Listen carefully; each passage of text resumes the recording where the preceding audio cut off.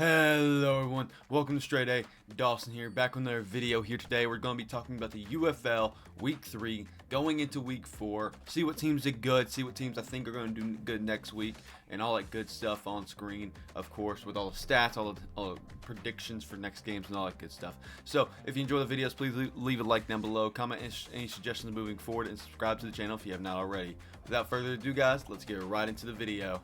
We love short and to the point intros because I want to dive right on into this because I have very limited time here.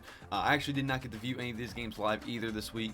Hopefully I'll be able to catch them next week because actually these looks like some high scoring, cool games from some of these teams. And this next week of games look pretty awesome, I'm not going to lie. So I'm definitely going to make sure I catch a little bit more of this throughout the day, especially today on Saturday. Because I'm recording this in the morning because I was like, oh crap, I forgot the UFL is a thing this season. So, or this for 10 weeks. So I was like, okay, I need to make sure I get up and record this and make sure it's uploaded. That way y'all can see it if y'all want to, and it gives y'all a few hours before the 7:30 games or 6:30 games, depending on where you are, 5:30 games or 4:30 games, or even like late night games. Who knows?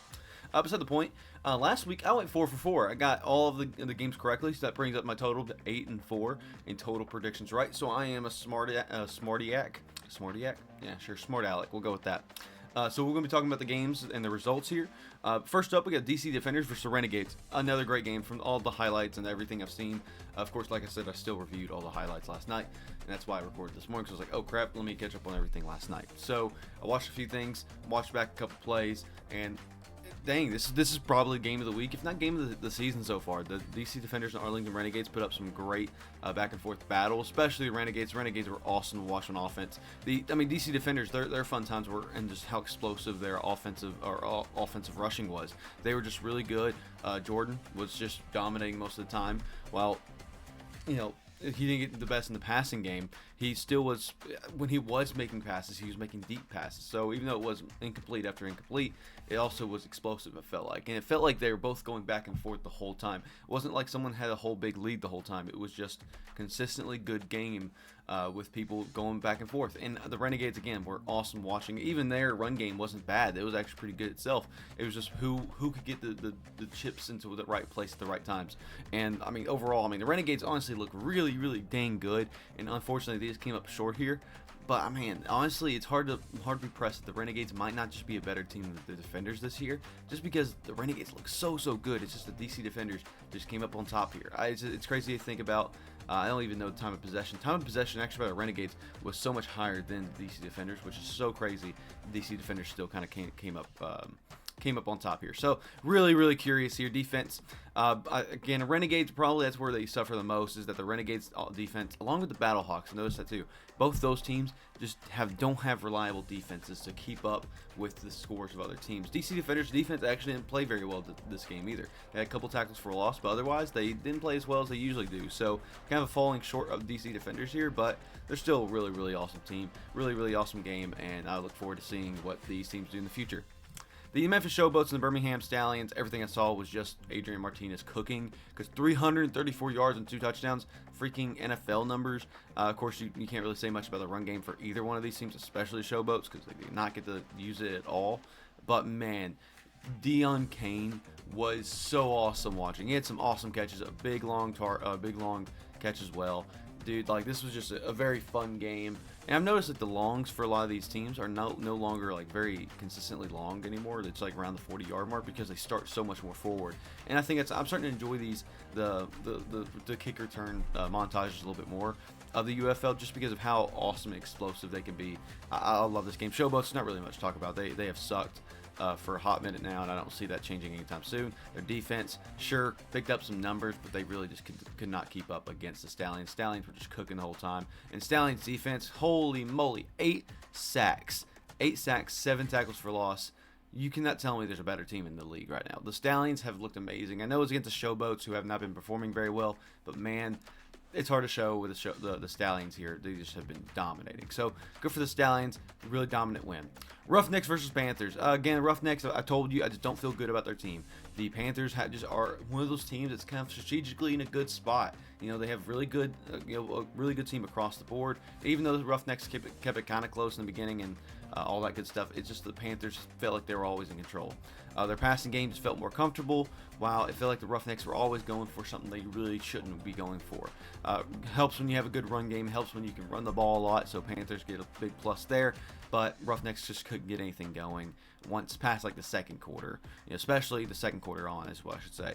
The receivers, pretty consistent across the board for both of them. Defensively, though, it's kind of curious. Roughnecks also just did not do very well. Now I'm kind of going through these games again. I'm like, man, Battlehawks, the Renegades, the Roughnecks, none of those defenses did good this week. And the Roughnecks, I think, have a decent defense, so it's kind of unfortunate to see.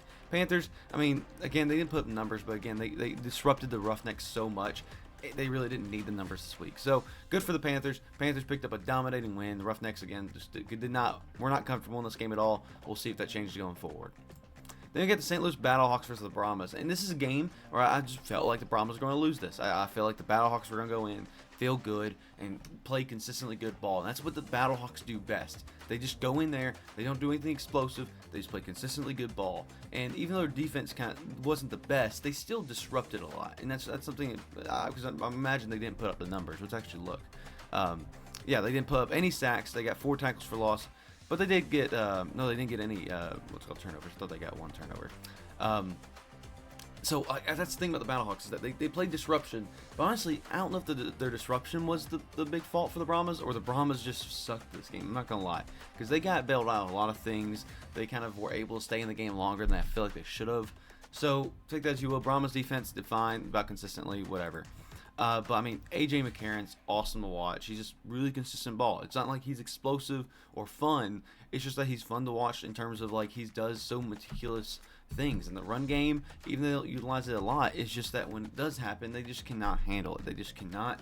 The Brahmas could not control the run for the Battlehawks at all. So it ended up being a really good 1-2 punch from Jacob Sailors and Mateo, I think is how you say his name. So really, really awesome. Hakeem Butler, easily one of the best targets for AJ McCarron on that team. Brahmas, they kind of spread the love around a little bit to everybody, but Kirkland and Latimer are still two of the biggest people there. And again, the run game's fine. The Brahmas actually probably have a really decent run game. It's just that they couldn't get anything going. So it's very unfortunate for them at home. San Antonio Brahmas have been a good team this season, but Battlehawks have just been, their game plan has been going in and disrupting teams the whole way through. Congratulations to the Battlehawks. We are now moving into week 4 and my thoughts going forward. Here we are, week 4 power rankings and predictions for the UFL. A lot of interesting things coming up, but let's go ahead and talk about the power rankings this week and where I believe things stand. I think on the top and bottom of the teams of rankings, nothing really has changed. I think the Stallions are still one of the best teams in the league. I don't think it's even a question in my mind. I think they're far and away the best team. They've looked the best and they've won all their games, so no reason to not call them the best. DC Defenders, I think that even though they've struggled here and there, I think they've played meticulous ball. I think they've won games, and I think they still deserve the second spot no matter what. Michigan Panthers are that sneaky third team. I think they finally passed the Renegades in my mind, where they're playing good ball and they're winning really hard games, while the Renegades are not really winning the games. They're looking really good, but they're just not winning the games as much. So I think the Panthers are right above the Renegades, but they're pretty close. The Battlehawks meticulously are rising the rankings. Even though they're not explosive, they're getting wins here and there. They're putting up good stats, and I think they're climbing the rankings in my mind, where they can kind of get in that conversation if they win against some of these bigger teams here. The Brahmas, again, it's unfortunate the Renegades and the Panthers and Battlehawks just felt like they were better teams this week. Brahmas didn't do horrible. I still think they'll be a better team. I still think they'll be fighting for contention for the playoffs. It's just I don't see much from them right now where I think they deserve the 6th spot. The Roughnecks, I think they're easily the 7th team, and I think the Showboats are the 8th team. I think that's no surprise to me. Until these two teams play again, or these two teams play, I don't see that changing. The Showboats look not very good. The Roughnecks are a little bit above them because it feels like they have a game plan consistently going and they can compete pretty well. But the Showboats, I just haven't seen anything that I like from them this season, to be honest with you. So I'd be very surprised if they pick up any wins, because I think both the Houston Roughnecks and the Showboats are both winless. And I think actually they may face off this week or something. I forgot. We'll get into the predictions right now, actually. So we have the Showboats and Battlehawks. So I was incorrect in that analysis.